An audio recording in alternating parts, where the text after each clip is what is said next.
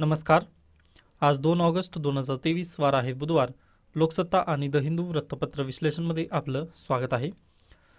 पहिली बातमी अगदीच महत्त्वाची आहे पहा. रोहिणी आयोगाचा अहवाल राष्ट्रपतींना सादर करण्यात आलेला आहे. वंचित ओबीसींना आरक्षणात प्राधान्य प्रश्नचिन्ह. आता आरक्षण जे ओबीसीला देण्यात आलेलं आहे पहा, ओबीसीसाठी किती टक्के आरक्षण आहे? 27% जे आरक्षण आहे त्या आरक्षणामध्ये झालेलं असं आहे की पहा, नॉन क्रिमिलेअर असू द्या किंवा क्रिमिलेअर गट असू द्या, आता सर्वांना उत्पन्नाचं प्रमाणपत्र कशा अर्थी मिळतं ते सर्वांना माहिती आहे. ओके, मग या बेसिसवर 2017 पासून किंवा मोदी गव्हर्नमेंट जेव्हा आले होते तेव्हा त्यांच्यासमोर एक इश्यू होता की ओबीसीमध्ये जे खूपच श्रीमंत झालेले आहेत, ओके, किंवा ज्यांना आरक्षणाचा लाभ खऱ्याच अर्थाने मिळालेला आहे व खऱ्या अर्थाने ज्यांना आरक्षणाची आता सध्याला गरज आहे, असे 2 गट पडले होते ओबीसीमध्ये. मग त्याचा अभ्यास करण्यासाठी रोहिणी आयोग बसवण्यात आलेला होता. ओके, मग त्या रोहिणी आयोगाचा अहवाल 2017 साली बसवलेली ही समिती होती, त्याचा अहवाल 2023 साली आलेला आहे व या समितीला एक्सटेन्शन किती 14 वेळेस एक्सटेन्शन वगैरे दिलेलं होतं. म्हणजे आता हे एक अशी न्यूज आहे की अगदी मला पण वाटलं नव्हतं की एवढ्या लवकर वगैरे यांचा अहवाल येईल, कारण मोदी गव्हर्नमेंट अगदी पेचामध्ये वगैरे पडलेला आहे. यासंबंधी एक व्हिडिओ घेण्यात आलेला होता आपल्या चॅनलवरती आहे पहा, की जातीय जनगणना का महत्त्वाची आहे किंवा जातीय जनगणनेचा जो इश्यू झालेला होता ना, ते जानेवारीमध्ये बिहार सरकारने जातीय जनगणना केलेली होती. त्या संदर्भात मी ते व्हिडिओ बनवलेला आहे, तर प्लीज एकदा आपल्या यूट्यूब चॅनलवरती जाऊन तुम्ही जातीय जनगणनेचा तो व्हिडिओ पहा. त्यामध्ये हे सर्व मी पॉईंट डिस्कस केलेले आहेत व मोदी गव्हर्नमेंट कशा पद्धतीने म्हणजे तिथे स्वतःच्याच जाळ्यात वगैरे अडकत चाललेला आहे किंवा त्याला म्हणजे जे जनगणना झाली नाही आहे किंवा जे सेन्सस 2021ची जी सेन्सस झाली नाही ते पण कशाबद्दल इश्यू आहे ते सर्व मी तिथं डिस्कस केलेलं आहे. त्यामुळे मी इतर न्याय देऊ शकत नाही आहे. त्यासोबतच पहा आणखीन एक न्यूज, जे मी आत्ताच म्हटलं तुम्हाला की बिहार सरकारने जानेवारीमध्ये काय केलं होतं, कास्ट सेन्सस वगैरे आणली होती. ओके, मग त्याला पण पहा हायकोर्टाने म्हटलेलं आहे, Patna high court finds caste based survey of Bihar government perfectly valid allows presumption. पहा, परफेक्टली व्हॅलिड त्यांना करार दिलेला आहे. म्हणजे हायकोर्टाने पण जे बिहार गव्हर्नमेंट आहे त्यांना हिरवा कंदील वगैरे दिलेला आहे असं तुम्ही म्हणू शकता. त्यामुळे प्लीज कास्ट सेन्सस आहे त्याबद्दलचा जो व्हिडिओ आहे आपल्या चॅनलवरती तो पाहून घ्या. मणिपूरमध्ये घटनात्मक यंत्रणा ढासळल्या, सर्वोच्च न्यायालयाचे संतप्त उद्गार. आता पहा इथे 30 न्यूज कशा पद्धतीने दिलेली आहे की Manipur status report on FIR shows there is no law and order. आता हे आहे बॅकवर्ड लिंकेजेस आपल्या UPSCसाठी. लॉ अँड ऑर्डर कशाचा इश्यू आहे, एकतर पॉलिटीमध्ये पण येतं तुम्हाला व त्यासोबतच पहा इंटरनल सिक्युरिटी. ओके, इंटरनल सिक्युरिटीचा पण हा इश्यू आहे. एकदा लॉ अँड ऑर्डरचे एकदा सिलेबसमध्ये तो पॉईंट पाहून घ्या. त्यानंतर Haryana imam killed in attack on mosque, death toll rises to 5. आता पहा ही न्यूज आहे, याच बॅकवर्ड लिंकेजेस काय असेल मग hate speech. Okay, hate speech. आता ही घटना कशामुळे घडली वगैरे ते मी सांगत नाही आहे किंवा का घडली वगैरे त्याबद्दल आपल्याला पाहायचं नाही, परंतु ह्याचं जे बॅकवर्ड लिंकेजेस आहे ती हेट स्पीच आहे. पहा आपल्या व्हिडिओमध्ये काही थोडंसं प्रॉब्लेम येतच असतात. म्हणजे अगदीच प्रत्येक न्यूजला जर पाहिलं ना तुम्ही तर तिथं बॅकवर्ड लिंकेजेस असतात, परंतु मी ते सर्व तुम्हाला सांगत नसतो. त्यामुळे मी याच्यापूर्वी पण म्हटले की माझ्यावरतीच तुम्ही 100% डिपेंड राहू नका. तर पहा तुम्ही पण स्वतः पेपर वाचण्याचा वगैरे प्रयत्न करा, कारण मी आज आहे उद्या नसतो. ओके, मग त्यासाठी तुम्हाला पण याची सवय लागावी, फक्त एवढंच माझं सांगणं असेल. आता प्रत्येक न्यूजमध्ये आता जर पुढे गेलात नाही तर इथं पहा 20 people crushed to death in girder collapse in Thane. आता ही न्यूज कशा संदर्भात आहे, मग अगदीच डिझास्टर मॅनेजमेंट.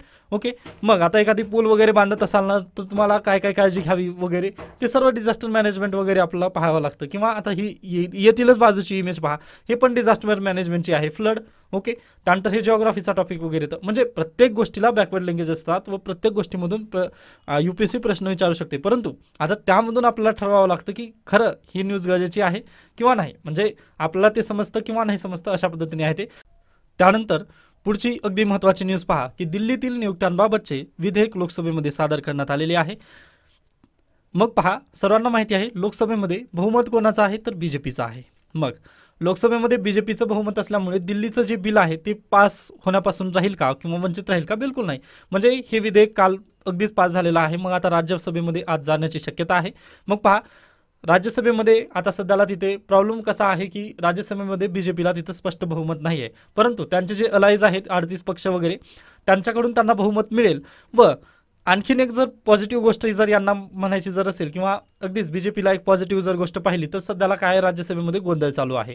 मग गोंधळची स्थिती जर असेल तर अगदी विधेयक विदाउट चर्चा आपल्याला म्हणजे विदाऊट चर्चेचेच पास होत असलेले आपल्याला पाहायला मिळतात. मग हे पण जे दिल्ली विधेयक जे होतं ते पण अगदीच पास होईल. त्यामुळे मी याला हायलाईट केलं नाही, कारण हे जे बिल आहे ना ते आपल्याला कुठं जाणार आहे, अगदीच सुप्रीम कोर्टामध्ये गेलेलं आहे.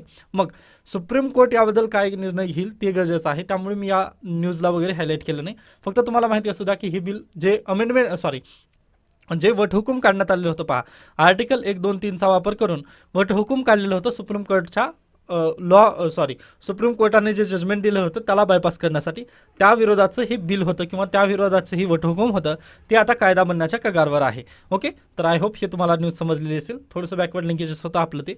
त्यानंतर महिला बालविकास मंत्रालयात सुधारित मसुद्यावर काम अंतरिम टप्प्यात. नव्या महिला धोरणात कौटुंबिक हिंसाचार रोखण्यावर भर. आता लवकरच जे नवीन महिला धोरण आहे ते येणार आहे. पहा, NFHSने काय दाखवलेलं होतं की महिलांवरती कौटुंबिक हिंसाचार खूप आहेत.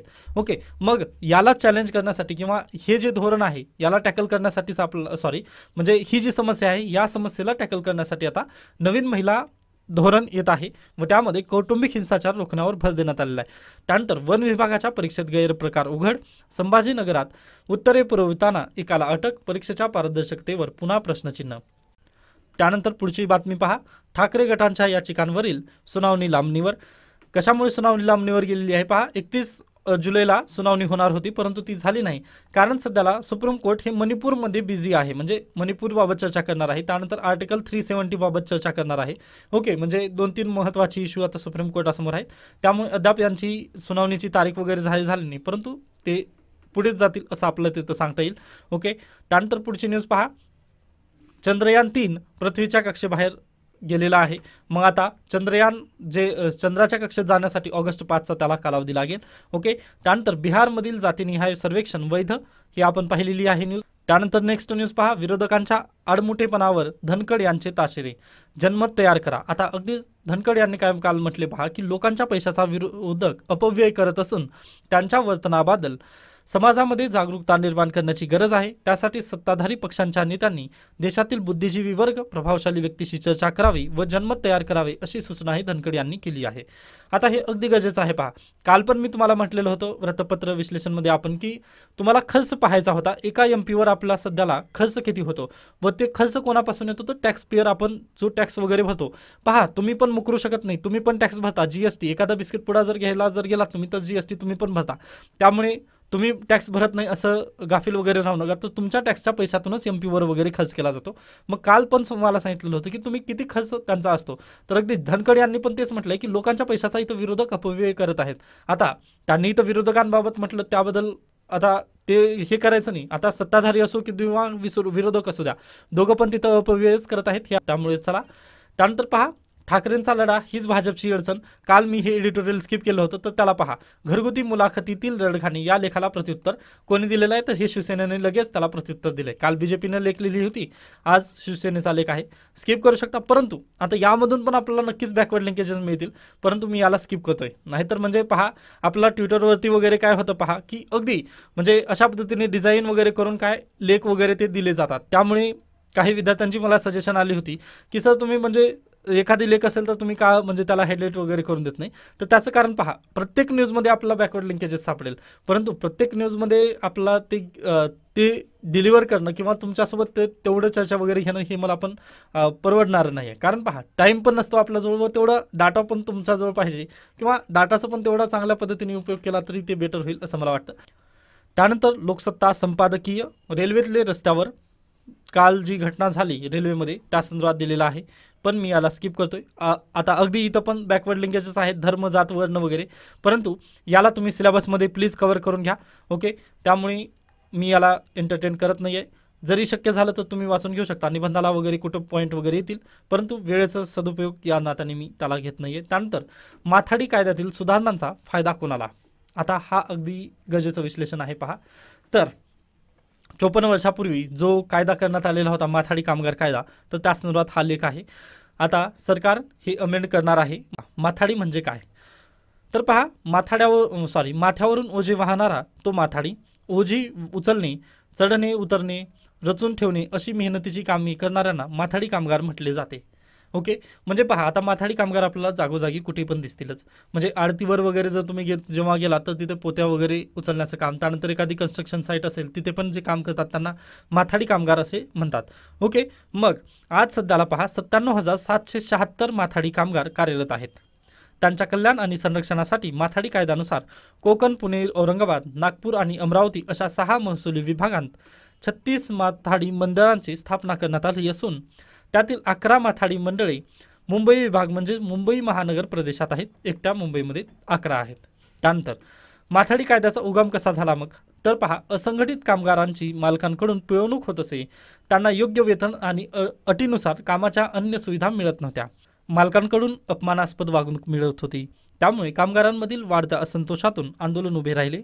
त्यांच्यासाठी काम करणारे माथाडी नेते अण्णासाहेब पाटील यांनी 1966 मध्ये माथाडी व इतर बाजारांतील कामगार नेत्यांना एकत्र करून उभारलेल्या आंदोलनातून जून 1969 मध्ये महाराष्ट्र माथाडी, हमाल व इतर श्रमजीवी कामगार नोकरीचे नियमन व कल्याण कायदा तयार करण्यात आला. 1969 जूनमध्ये हा कायदा तयार झाला. मग आता पहा, हा कायदा चर्चेत का आला किंवा या कायद्यामधील अडचणी का आल्या ज्यामुळे हा कायद्याला अमेंड करण्याची गरज आज राज्य सरकारवर आलेली आहे. तर पहा, हा कायदा असंघटित कामगारांसाठी वरदान ठरलेला कायदा असून देखील आता राज्य करताना अलीकडे हा नकोसा झाला आहे. कशामुळे तर पहा, गेल्या 5-10 वर्षांत या कायद्याचा आधार घेत अनेक नेत्यांनी, संघटनांनी, राजकीय नेत्यांच्या आशीर्वादाने या क्षेत्रात घुसखोरी केली आहे. त्यामुळे माथाडींच्या नावाने अनेक गुंड टोळ्यांनी उद्योग, बांधकाम क्षेत्रावर कब्जा केला असून नव्याने सुरू होणाऱ्या कोणत्याही उद्योग वा कंपनीला आपलेच कामगार घ्या, एवढीच मजुरी द्या, हप्ते एवढेच द्या, अशा पद्धतीने त्रास दिला जात आहे. यामुळे हे जे असंघटित कामगारांना जे वरदान ठरलेलं होतं तो वरदान काढून घेण्याचा आता प्रयत्न केला जात आहे. मग आता नव्या कायद्यातून काय साध्य होणार आहे तर उद्योग जगताच्या प्रचंड दबावानंतर या कायद्यात सुधारणा करण्याचा निर्णय सरकारने घेतला असून त्यामुळे तो कमकुवत होण्याची शक्यता निर्माण झाली आहे. कोणतेही काम करणारा तो माथाडी ही व्याख्या बदलून आता कोणत्याही यंत्राच्या सहाय्याशिवाय कोणतेही अंग मेहनतीचे काम करणारा तो माथाडी अशी नवी व्याख्या करण्यात आली आहे. कोणताही कारखाना, उद्योग, दुकानातील कामगारांना आता माथाडी कागदाच्या कक्षेबाहेर ठेवण्यात येणार असल्याने उद्योग क्षेत्राला मोठा दिलासा इथं मिळणार आहे. आता पहा, हे मी डायरेक्टली तुम्हाला वाचून दाखवलेलं आहे कायदा कशा पद्धतीने आहे वगैरे. आता अगदीच तुम्हाला पण विचारतोय मी की तुम्हाला असं डायरेक्टली वाचलेलं चालतं किंवा स्पष्टीकरण वगैरे असावं, म्हणजे जे कायदा कशा पद्धतीने याचं क्रोनॉलॉजिकल ऑर्डरली वगैरे एकदा मला तुम्ही नक्की सांगू शकता कमेंटमध्ये वगैरे, कारण वाचून दाखवलेलं मला पण ते अगदी बेटर होईल व माझ्याकडून पण एखादी वेगळे शब्द वगैरे बाहेर पडणार नाहीत.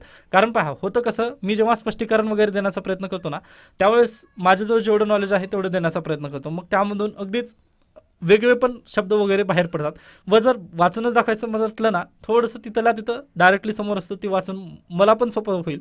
पण अगदी तुम्हाला कोणतं सोपं जातं किंवा तुम्हाला कोणतं चांगलं वाटतं ते मला नक्की सांगू शकता कमेंट सेक्शनमध्ये.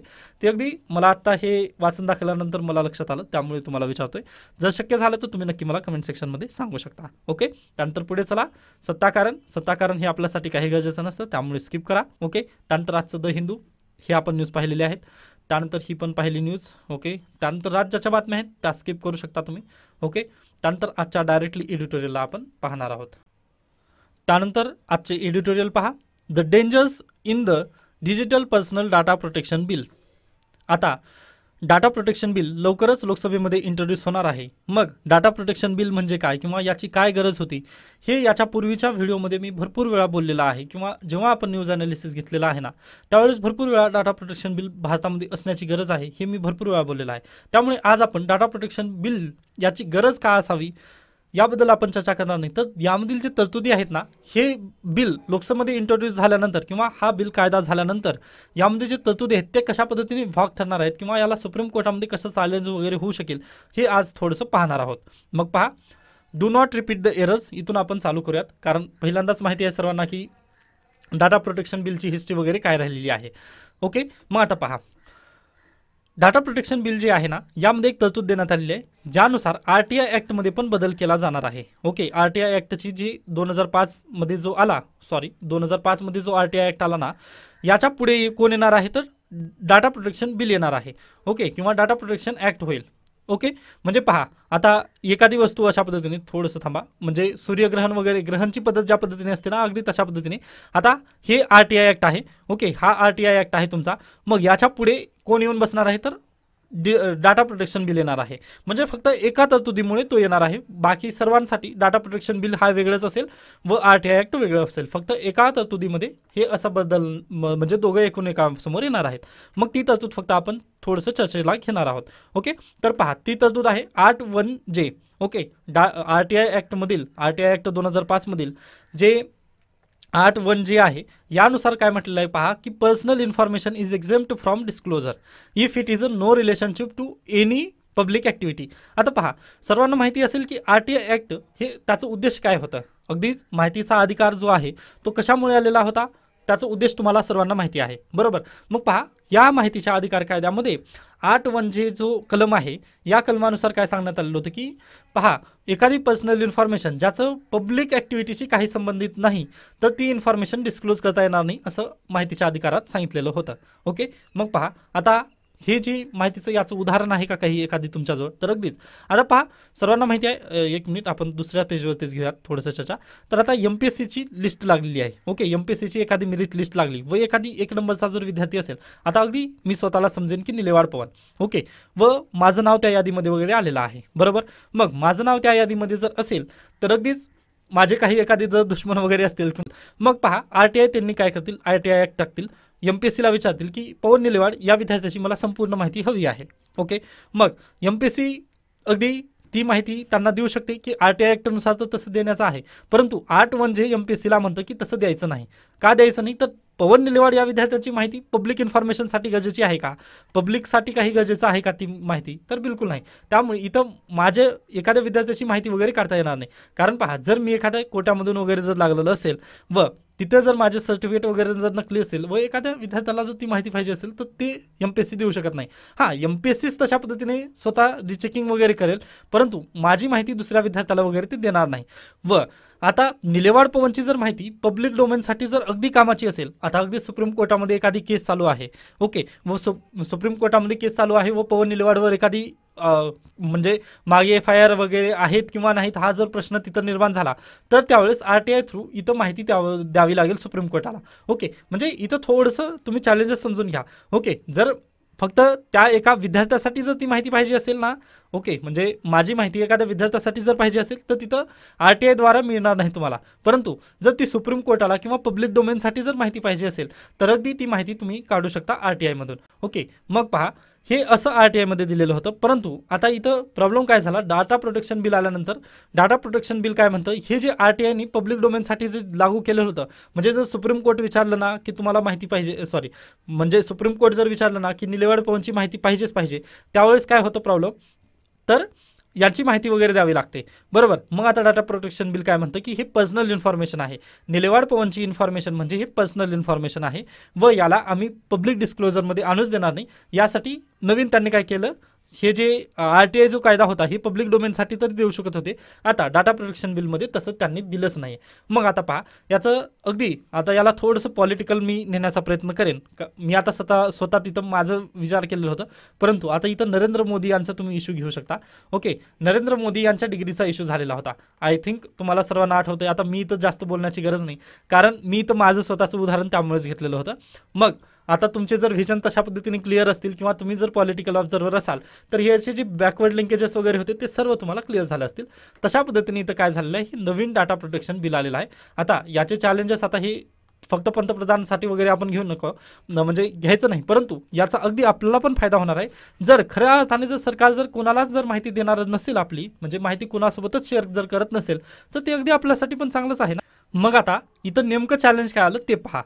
एकीकडे RTI ॲक्टला यांनी काय केलं रेस्ट्रिक्ट केलं की तुम्ही पब्लिक डोमेनसाठी किंवा कशाचीही माहिती तुम्ही पब्लिक पर्सनल जी इन्फॉर्मेशन असेल तुम्ही देऊ शकत नाही असं सेंट्रल गव्हर्नमेंटने डाटा प्रोटेक्शन बिलमध्ये RTIला रेस्ट्रिक्ट केलेलं आहे बरोबर. मग पहा दुसरीकडे केंद्र सरकार काय म्हणते आहे की जर एखाद्याची पर्सनल इन्फॉर्मेशन जर डिस्क्लोज करायची असेल तर कोण करेल फक्त सेंट्रल गव्हर्नमेंट करेल व ते पण कोणाला द्यायचं एखाद्या स्टेट गव्हर्नमेंटला जर द्यायचं तर ती माझ्या थ्रूच दिलं जाईल किंवा एखाद्या प्रायव्हेट एंटिटीला जसं की TCS. आता पहा सर्वांनी आता अगदीच IBPS असू द्या किंवा TCS असू द्या, ह्या परीक्षेला एकदा तरी तुम्ही सामोरे गेले असाल, बरोबर. मग सामोरे गेल्यानंतर तुम्हाला पहिल्यांदा तिथं काय करावं लागतं, रजिस्ट्रेशन करावं लागतं.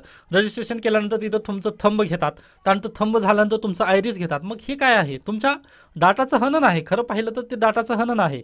त्यानंतर MPSC मध्ये पण सध्याला तेच चालू झालेलं आहे, तिथं पण आयरिस वगैरे घेतलं जात आहे. मग ते पण तुमचं बायोलॉजिकल डाटा वगैरे जे आहे किंवा तुमचा जो पर्सनल डाटा आहे ना, तो तुमचं हनन आहे.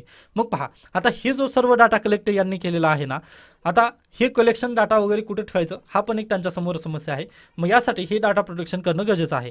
व पहा, ही जर माहिती आता MPSC कोणती आहे, कायद्यानुसार अगदी त्यांची संस्था आहे, संवैधानिक संस्था आहे, बरोबर. मग आता पहा, ही माहिती, ही पर्सनल इन्फॉर्मेशन होती. आता पवन निलेवाड ह्या व्यक्तीने किती वेळा MPSC दिलेला आहे अगदी त्यांना माहिती असेल. त्याचं पण मी जेव्हा MPSC दिले तेव्हा पण आयरिस वगैरे तिथं अगदी कनेक्टेड वगैरे केलेले होते, बरोबर. मग पहा, आता जर एखाद्या विद्यार्थ्याला माझी माहिती परत एकदा जर पाहिजे असेल तर सेंट्रल गव्हर्नमेंट तिथं रेस्ट्रिक्ट तर त्याला नक्की केलेलं आहे डाटा प्रोटेक्शन ॲक्टमधून.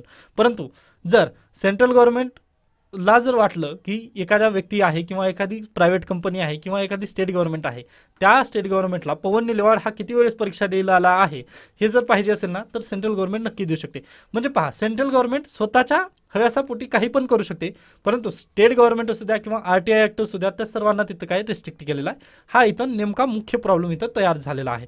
आता जो डाटा इथं कलेक्शन झालेला आहे किंवा हे जे सेंट्रल गव्हर्नमेंट परमिशन देणार आहे, डाटा कोणाला द्यायचा कोणाला नाही वगैरे, हे कोणामार्फत दिलं जाईल किंवा कोण याला परमिशन देणार आहे, तर सेंट्रल गव्हर्नमेंटची एक एंटिटी असणार आहे, त्याचं नाव आहे पहा डाटा प्रोटेक्शन बोर्ड असेल. ओके. व हे डाटा प्रोटेक्शन बोर्डमध्ये कामगार कोण करेल किंवा डाटा प्रोटेक्शन बोर्डमधील जे अधिकारी वगैरे असतील ते कोणाचे अधिकारी असतील, मग ते सेंट्रल गव्हर्नमेंटचेच असतील. ओके. मग इथं सर्व जे अधिकारी असतील ते सेंट्रल गव्हर्नमेंटचे असतील. त्यानंतर त्यांच्या नियुक्त्या कोण करेल, सेंट्रल गव्हर्नमेंट करेल.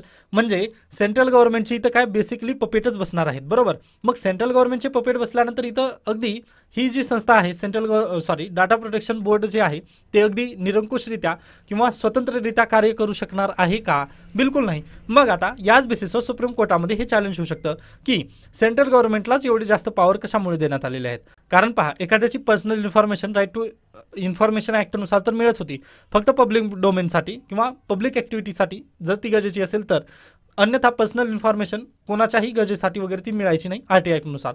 मग हे डाटा प्रोटेक्शनमध्ये त्यांनी त्याला डिस्क्लोज तर केलेलं आहे, म्हणजे त्याला बंद तर केलेलं आहे की आता याच्या पुढे RTI मधून कोणतीही पर्सनल इन्फॉर्मेशन मिळणार नाही. परंतु याला त्यांनी एक एक्सेम्पशन दिलेलं आहे की जर सेंट्रल गव्हर्नमेंटला जर वाटलं तर ती डायरेक्टली काय तिथं डाटा प्रोटेक्शन बिल अंतर्गत डाटा प्रोटेक्शन ॲक्ट अंतर्गत त्यांनी डायरेक्टली कोणालाही ती प्रायव्हेट एंटिटीला देखील पर्सनल इन्फॉर्मेशन ती शेअर करू शकणार आहेत. व ती पर्सनल इन्फॉर्मेशन शेअर करायचं किंवा नाही करायचं हे कोणा अंतर्गत होईल, तर सेंट्रल गव्हर्नमेंटची एक बॉडी असेल data protection board. Okay.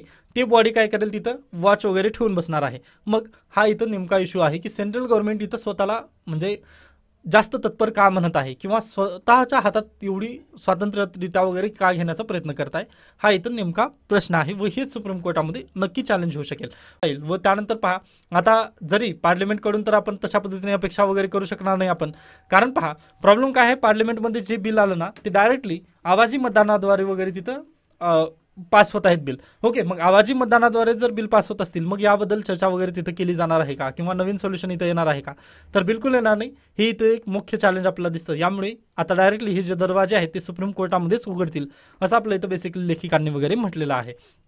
Okay. आता पहा, अगदी हे सुप्रीम कोर्टामध्ये तर बिल जाईल, परंतु फक्त तुम्हाला ही तरतुदी वगैरे अशा आहेत. आता ही फक्त एक तरतूद आपण पाहिली, असे भरपूर तरतुदी या बिलमध्ये आहेत, डाटा प्रोटेक्शन बिलमध्ये. आता गेल्या वेळेस हे जेव्हा बिल आलेलं होतं पहा नोव्हेंबर 2022 तेव्हा तर या बिलला 71 जे सेक्शन्स होते, याचे 71 सेक्शनबद्दल सगळेच त्यांनी रिजेक्ट केले होते समितीने. ओके. मग परत नव्याने हे नोव्हेंबर 2022 हे बिल वगैरे तयार व्हायला लागलेलं होतं व तेव्हा पब्लिक डोमेनमध्ये हे बिल ठेवले पण होते. ओके. मग त्या सजेशननुसार वगैरे हे बिल तयार झालेलं आहे. आता पाहूया त्यामध्ये काय चेंजेस झालेले आहेत किंवा काय नाही, परंतु हे अशा पद्धतीने बेसिकली आपल्याला सांगता येतं की डाटा प्रोटेक्शन बिलमध्ये हे थोडेसे तरतुदी वगैरे चुकीचे आपल्याला दिसून येतात, कारण सेंट्रल गव्हर्नमेंटला यांनी जास्तच पॉवरफुल वगैरे बनवलेलं आहे. त्यानंतर bus right to equality the wheels of change in Karnataka. आता पहा, हा लेख जो आहे तो अगदी तुम्ही वाचून घेतला तरी अगदी बेटर होईल असं मला वाटतं, कारण हे वुमन एम्पॉवरमेंटबाबद्दल दिलेलं आहे व अगदी सोप्या भाषेत आहे. फक्त तुम्हाला एक ओव्हरव्ह्यू सांगेन मी. तर पहा, कर्नाटकमधील जी शक्ती योजना आली, ओके, शक्ती जे योजना आली ती कशाबद्दल आलेली आहे, तर वुमन एम्पॉवरमेंटबद्दल. म्हणजे जे महिला आहेत ना, महिलांना यांनी काय केलेलं आहे, तर फ्री तिकीट, फ्री बस तिकीट वगैरे तिथं त्यांना मोफत सुविधा आहे बसची. ओके, जसं की आपल्याकडे हाफ तिकीट आहे, म्हणजे महिलांना प्रवासामध्ये हाफ सुविधा आहे, अगदी तिथं फ्री, पूर्णच त्यांना 100% माफ वगैरे आहे. मग याबद्दल जे आर्ग्युमेंट होतात की हे फ्रीबी आहे किंवा एक डिस्क्रिमिनेशन आहे, तर हे फ्रीबी पण नाही व डिस्क्रिमिनेशन पण नाही. आता हे जो हा जो लेख आहे ना, तुम्हाला अगदी मदत करेल. कारण पहा, महाराष्ट्रात पण याबद्दल जर तुम्ही किंवा आर्ग्युमेंट वगैरे कराल मित्रांबरोबर की महिलांना जे 50% सुविधा दिलेली आहे ना, ती चांगली आहे किंवा वाईट आहे, याबद्दल जर तुम्हाला आर्ग्युमेंट करायचं असेल, म्हणजे पॉझिटिव्ह निगेटिव्ह वगैरे इथं सर्व दिलेलं. मग आय होप की तुम्ही हा लेख वाचून घ्याल. ओके, म्हणजे हे तुमच्यासाठी अगदी योग्य आहे असं मला वाटतं. त्यानंतर इथं सजेशन वगैरे सर्व काही दिलेले आहेत. तर पहा, त्यानंतर अगदी आणखीन एक न्यूज आहे जी की IMP आहे. तर पहा, सुप्रीम कोर्टाने पण डिसमिस केलेलं आहे जे चॅलेंज करण्यात आलेलं होतं की जे DMKचं ऑफशोअर पेन मॉन्युमेंट प्रोजेक्ट जे आहे ते सुप्रीम कोर्टाने पण याला काय केलेलं आहे, रद्दबातल वगैरे केलं आहे. कारण पहा, हे जे ऑफशोअर पेन मॉन्युमेंट होतं ना, याला ऑलरेडी एन्व्हायरमेंटचं सर्व क्लिअरन्स वगैरे मिळालेलं आहे. त्यामुळे आता हे जे मॉन्युमेंट इथं थांबणार आहे, त्याला सुप्रीम कोर्टाने डायरेक्टली त्यांनी जी प्ली केलेली होती मच्छीमारांनी वगैरे, त्याला सुप्रीम कोर्टाने डिसमिस केलेलं आहे. ओके, मग आता तमिळनाडूमधील जे पेन मॉन्युमेंट आहे ते लवकरच उदय असेल, हे आपल्याला इथं बेसिकली सांगता येईल. ओके, त्यानंतर पहा, टेक्स्ट आणि कंटेक्स्ट वरती गेलं, त्यामध्ये पण जास्त काही गरजेचं नव्हतं. त्यानंतर स्पोर्ट्स न्यूज वगैरे आहेत. तर अशा पद्धतीने आजचं लोकसत्ता आणि द हिंदू वृत्तपत्र इथे संपतं. याबाबत काही शंका, काही सजेशन असतील तर तुम्ही नक्की मला सांगू शकता. धन्यवाद.